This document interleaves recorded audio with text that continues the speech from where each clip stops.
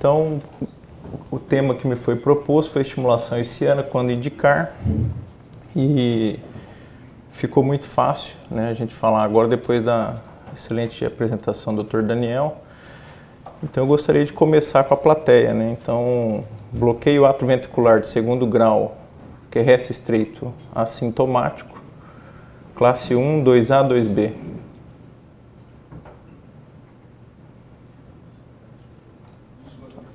Qual bloqueio? Bloqueio, a gente acabou de ver, segundo grau tipo 2, 2/1, QRS estreito, assintomático. Então, classe 2A, né? Então, o que que acontece? Por que que eu estou tecendo esse comentário? Porque seria mais fácil a gente falar quando não indicar. Então, todas as indicações que o Dr. Daniel falou, no meu ponto de vista, tem indicação de marcapasso hessiano, exceto duas ocasiões. Ou quando eu não preciso de estimulação ventricular, né? Então, doença do nó sinusal com ponto de vêncula adequado em que eu vou estimular apenas o átrio, ou quando eu quero causar um prejuízo na função ventricular, que é a miocardiopatia hipertrófica estimulando a ponta do ventrículo direito. Os demais, todos teriam indicação de estimulação hessiana. Tá? No entanto, agora eu vou tentar convencê-los. A mudança de conceito ela veio depois dos estudos David 2, que mostraram prejuízo da função ventricular quando eu estimulo o ventrículo. Né? Então, se eu estimulo desnecessariamente, aqui principalmente no estudo David, né, mostrou que eu tenho maior internação, maior taxa de mortalidade e prejuízo da função cardíaca. Depois o estudo MUST mostrou que nos teceu um critério. Se eu tenho uma estimulação ventricular acima de 40%, tanto é que boa parte dos dispositivos hoje nos avisa, né? Então, você está tendo estimulação acima de 40%. Aí você vai rever se você está estimulando desnecessariamente ou não, né? Algoritmos foram desenvolvidos, né, para que a gente estimula minimamente o ventrículo. Né? De todas as empresas tem algoritmos específicos para a gente não estimular o ventrículo. Por quê? Porque é impossível a gente mimetizar o nosso sistema normal de condução, His-Purkinje. Né? Então, aqui um exemplo de um preparado histológico de todo o sistema His-Purkinje quando ele atravessa do septo da direita para a esquerda, mergulhando em todo o ventrículo esquerdo. É uma rede de sincícios. E outra coisa bacana é que essa rede ela é endocárdica. Né? Então a despolarização ela vai do endo para o epi. Então de cima para baixo e do endo para o epi. Tá? Aqui, no entanto, essa organização não é tão simples. Né? Então a gente aprendeu lá nos bancos da faculdade de que não importa onde eu estimulo o meu miocárdio, esse sincício é capaz de promover a contração em qualquer lugar. No entanto, existe uma organização para isso. Né? Então aqui, nesse estudo eletrofisiológico, no mapeamento eletroanatômico, eu tive a felicidade de colocar esse catéter, que é um catéter duodeca polar. Né? Então aqui vocês veem retroaórtico, esse catéter está dentro do ventrículo esquerdo. Esse catéter está até a ponta do ventrículo esquerdo. Aqui eu tenho um catéter que é o de ablação, tá esse verde, um catéter posicionado aqui, e um catéter de seio coronário que me dá essas eletrogramas aqui. Quando eu coloquei esse catéter, o que me chamou bastante atenção foi simultaneidade na captação dos potenciais da fibra de Purkinje que desce paralelamente ao septo até a ponta. E quando a gente olha essa organização, você nota que o estímulo acabou de passar aqui, mas ele não tá promovendo uma despolarização naquele momento. Né? Entre o estímulo e aquela despolarização existe um gap. Até onde? Até a ponta.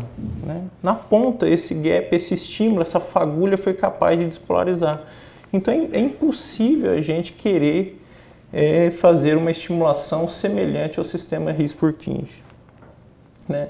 E o nosso coração nada mais é do que um sistema eletromecânico. Né? Então, em que eu tenho que essa fagulha tem que chegar no momento certo, no período correto, para que haja uma contração efetiva sem prejuízo. E outra coisa que a gente precisa lembrar, que nós atuamos no ciclo cardíaco na primeira fase, né? Então é sabido de todos nós que o QRS faz parte simplesmente aqui do tempo de contrações volumétricas. Então, o restante, toda a mecânica que acontece após o QRS decorre de toda essa organização do sistema His-Purkinje.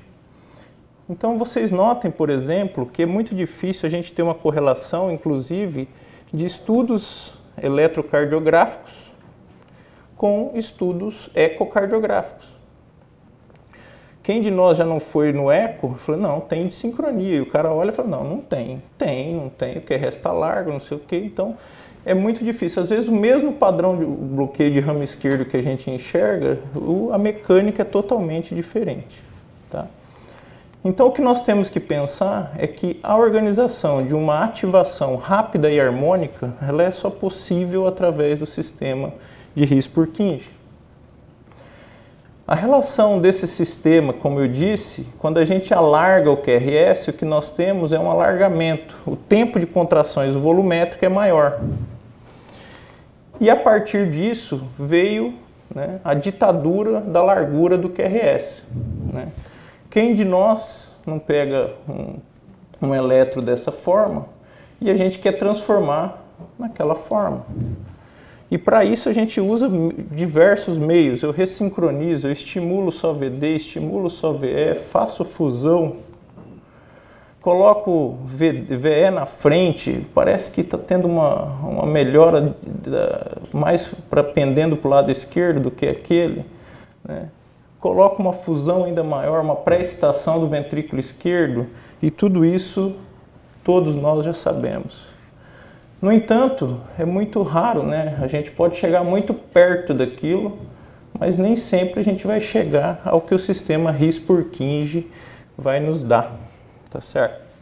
O importante é não começar assim e terminar assim, né? Então, a gente tem que começar e fazendo alguma coisa. Então, nesse caso, por exemplo, começou assim, o objetivo era esse, no entanto, a gente chegou a isso.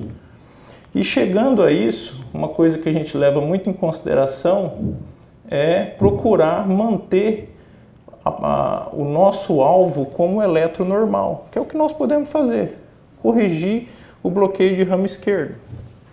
Né?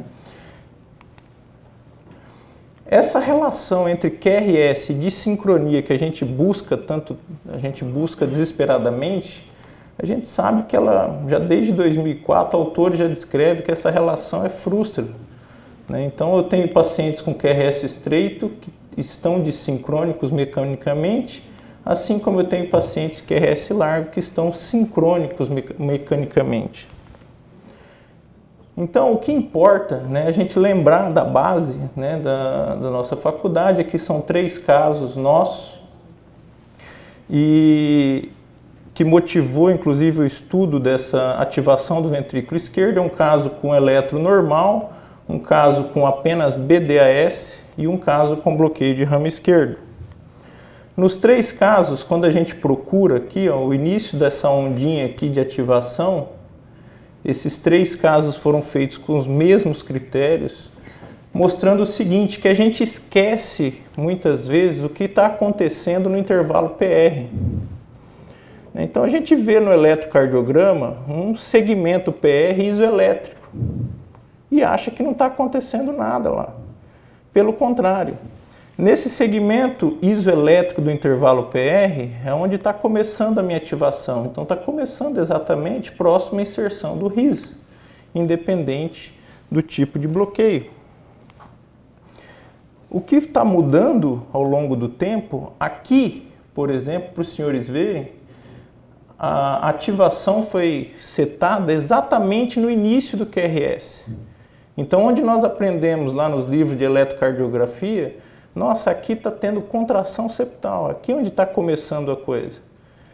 E, na verdade, o sistema, o endocárdio desses pacientes, nesse segmento, na hora que começa a onda Q, já está todo inundado de ativação elétrica.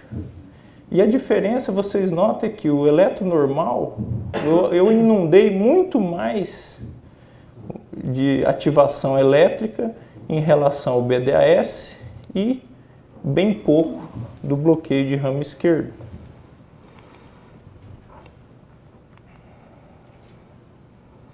Então aqui eu quis colocar para os senhores a ativação, como se dá, todas começando do septo para a parede lateral, né? Então onde a gente deve começar a estimulação. Neste caso aqui de um eletro normal, ela vem uma frente de onda aqui, já desce uma outra de frente, que é da parede lateral para cá, e a contração e a ativação se faz nesse sentido. Nesse outro caso, na mesma forma, septo e termina lá em cima, onde a gente sabe onde termina. Só lembrando que esses dois casos eram mapeamentos endocárdicos, e esse caso aqui era um mapeamento endo e epi. Então vocês estão vendo o coração, a parte endocárdica e o epicárdico. Da mesma forma, a ativação se iniciando aqui e terminando exatamente aqui de uma forma mais atrasada. E a partir desse trabalho, né, do ano 2000, que se começou a buscar, ter interesse nessa questão da estimulação rissiana, né, mostrando melhora na fração de ejeção, quando se faz esse tipo de estimulação, queda dos volumes intracavitários. Tá?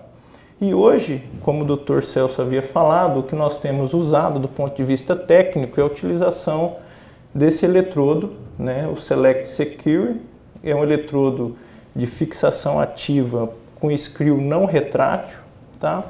E a gente tem uma bainha que é muito semelhante àquela bainha que a gente utiliza para o seio coronariano, e a gente procura colocar um catéter de eletrofisiologia para mapear o RIS, onde a gente quer fazer a estimulação, e aqui a colocação do eletrodo através da bainha com aquele referencial. Tá?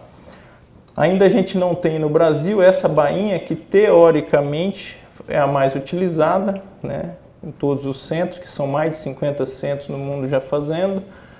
É uma bainha que ela tem uma curvatura que leva para o septo. Então hoje a gente tem uma grande dificuldade na impactação desse eletrodo no septo, justamente por não ter essa bainha adequada aqui.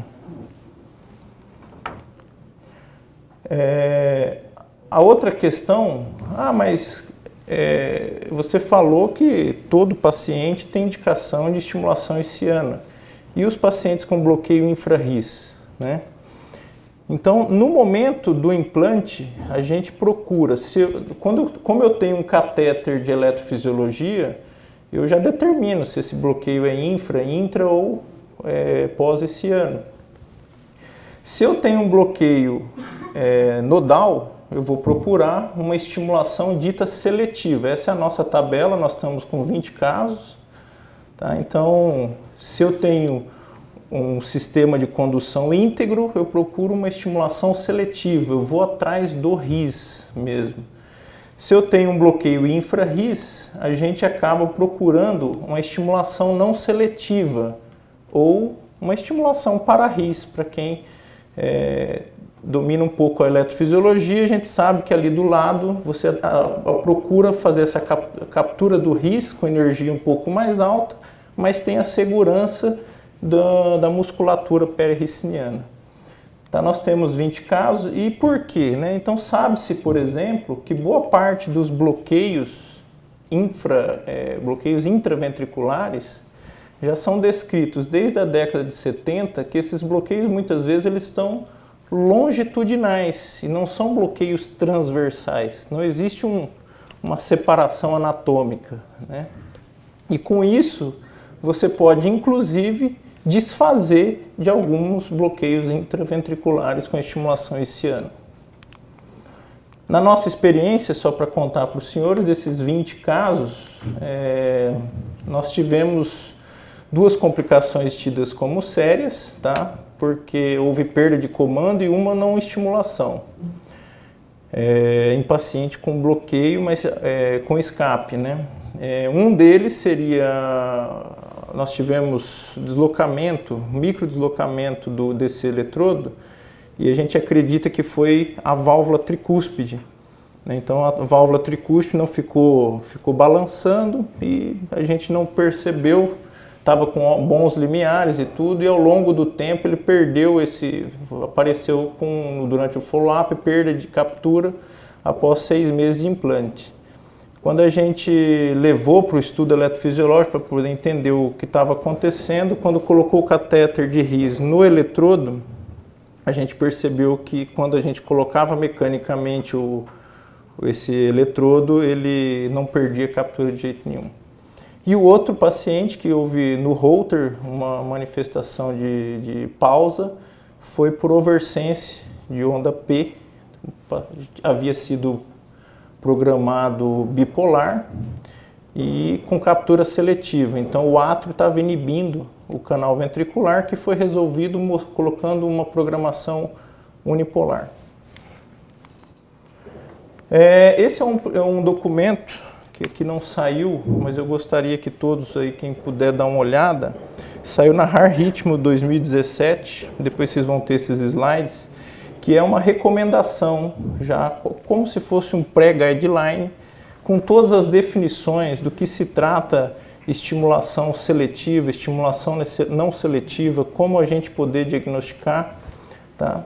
E independente, como eu disse para os senhores, o QRS normal ou com distúrbio de condução do infra-RIS, você pode inclusive ter com correção ou sem correção. Então a gente procura naqueles pacientes com bloqueio intraventriculares promover uma captura mais não seletiva ou pararriciniana e com o sistema de condução preservado, uma captura seletiva. Além dessa, a gente tem trabalhado há muito tempo com essa questão de procurar algo além do QRS da largura que dita essa melhor ativação ventricular. Aqui 2 exemplos dessa nossa série. Vocês notam que com a captura seletiva o eletrocardiograma fica praticamente um eletro normalizado, tá? E o ideal é que você tenha uma espícula QRS muito próximo daquilo que é o normal, que seria uma HV em torno de 40 milissegundos. Tá? Então, se você coloca uma estimulação seletiva, quanto mais próximo desse 40 milissegundos é o ideal. Aqui os senhores notem, ficou um pouco pequeno, mas é uma estimulação muito parecida com o eletro pré-excitado, né? Então vocês notam que uma pseudo-onda delta aqui, causada por essa estimulação pararriciniana. E nós estamos, desde 2013, lutando aí contra essa ditadura da largura do QRS, mostrando que muitas vezes o que nós precisamos é fazer aumentar a velocidade de ativação com harmonia, e isso é praticamente impossível pelos métodos atuais, a não ser se utilizando da rede de fibras de Purkinje para promover esse aumento de velocidade com harmonia e tentar procurar, né, a gente sempre procura manter essa sequência estímulo, RIS, ventrículo, que é a sequência fisiológica. Eu diria que a estimulação hiciana ela já é sinal verde para os bloqueios atrioventriculares ditos nodais, sinal amarelo para bloqueio atrioventricular infranodal, desde que você tenha o cuidado de fazer uma estimulação para-RIS, e estamos aí em busca de evidências da utilização aí da estimulação riciniana associada à terapia de ressincronização. Era isso que eu tinha para os senhores.